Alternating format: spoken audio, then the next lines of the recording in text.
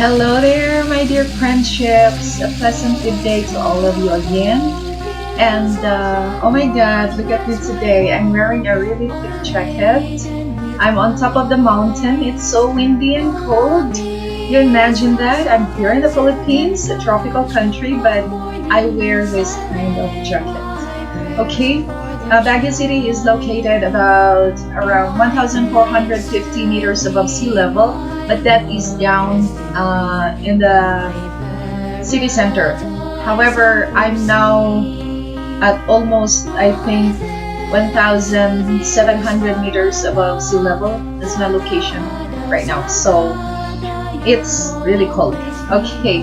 Anyway, today my topic is about why do Igorots speak English, or our education system like that. So I would like first to introduce, or I would like to, before the formal education was introduced by the Americans to the Igorots, I would like to first give a very short background of our traditional education system.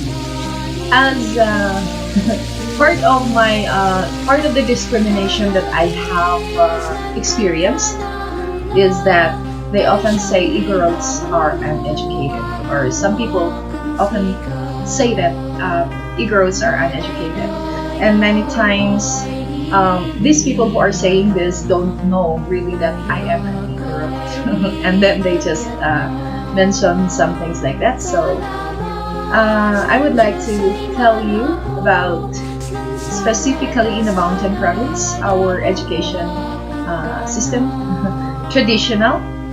So the pictures of the schools, I will put them at the end of this video. So first of all, we talk about the dap-i. The dap-i, until nowadays, actually, some structures are still found in different places in the mountain province. A dap-i is the school for males, and as soon as the child is old enough to sleep with his parents, the child starts the education in the dap-i. In this place, they are taught to what? To respect the elders, to become brave, to it's more actually on the respect. So they start learning the proper terms and ways of respecting the elders, respecting women, the traditional ways of like what to do when you have visitors, when you go to another place, things like those. They learn them from the dap-i. Their teachers are the elders. Okay, the old men are the teachers here in the dap-i. They are also taught how to live life, how to be responsible, how to, while they're growing up, how to become a family man, like that. Those are the things that they learn from the dap-i.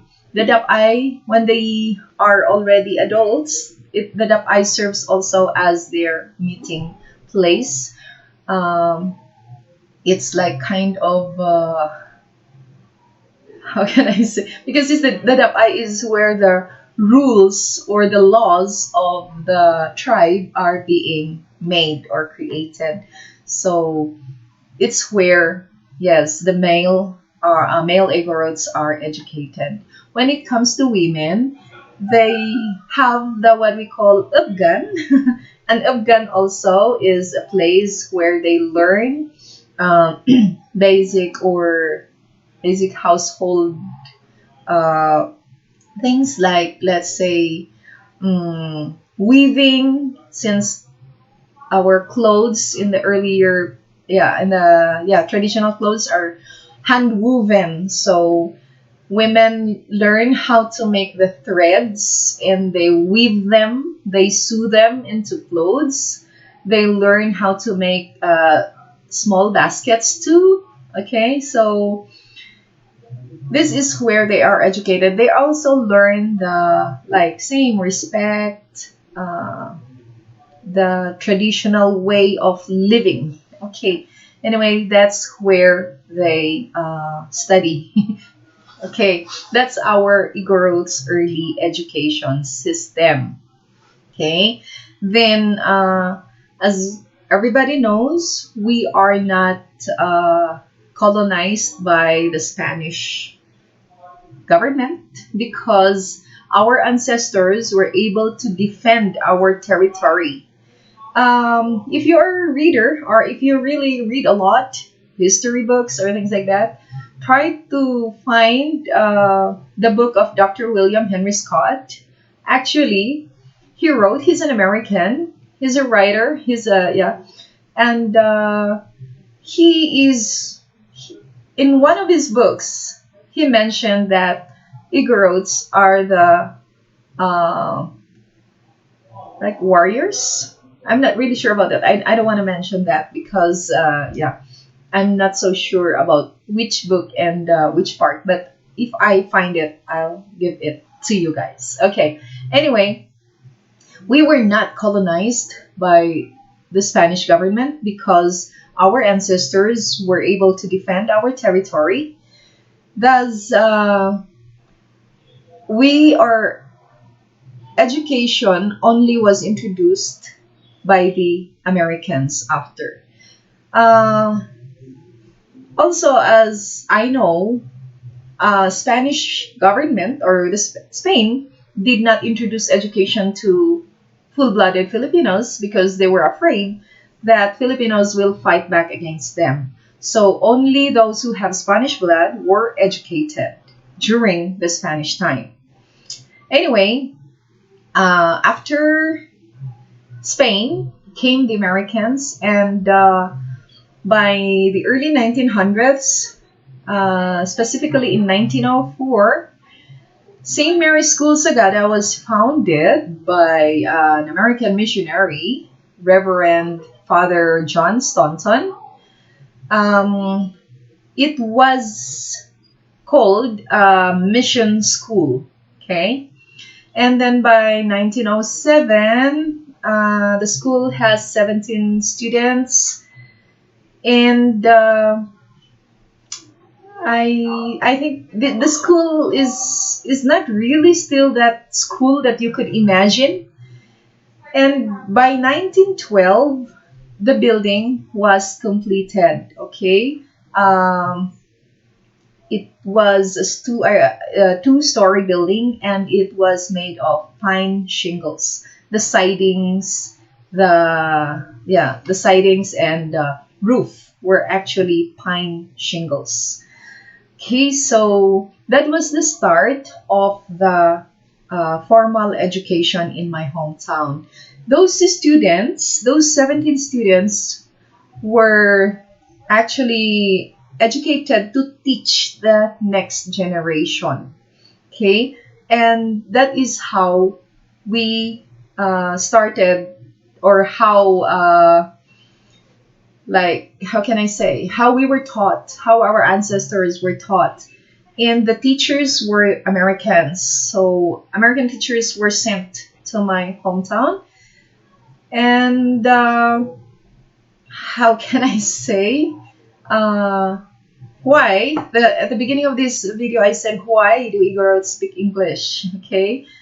It is because our first educators, formal educators, actually were Americans. They brought their American books, of course, to the Philippines, and they were the first books that we have used. In addition, how can I say, we have in the mountain province or in the Cordilleras, each region, each tribe has their own language. It's not a dialect, mind you, it's not a dialect. They have their own language, okay? So we use our own languages. Thus, it's not Tagalog. We don't speak Tagalog. We learn Tagalog only in schools. So If you imagine a foreigner learning a foreign language just 1 hour a day, it is also like us at the time. We don't speak Tagalog in our everyday life. We just read it in class. Teachers teach grammar, Tagalog grammar, and we grew up not really using the language. So, although we do understand, it's difficult to speak Tagalog. So, to you who always who are laughing at me when I speak Tagalog, or when or who are telling me like, please speak Tagalog, or like I experience, somebody says like, oh, Filipino, but speaking English. It is because I'm more comfortable with English than with Tagalog. Mm, I do try. I try my very best to speak Tagalog, but still, I feel there are a lot of mistakes, especially in the accent like that. But my Tagalog really improved nowadays, so I do speak Tagalog also. Anyway, that is the Igorot education, specifically in my hometown, Sagada. Okay, I'm not referring to all of the places in the Cordilleras, but because I only introduced Sagada Mountain Province, where St. Mary's School, it is an Episcopalian school because of the Americans. And during the time St. Mary's School was built, the Church of the Virgin Mary also was built in Sagada. And at the end of this video, I'll be showing you the pictures of the school and the church. Okay, so this is my brief introduction of the Sagadians, or Igorot education system, and why do we speak English. Thank you very much for listening. Have a good day, and please don't forget to click the like button. To those who are not yet subscribers, please subscribe, and do not forget also the bell button to be updated with my next videos. Pleasant day, everyone. Goodbye, and see you again.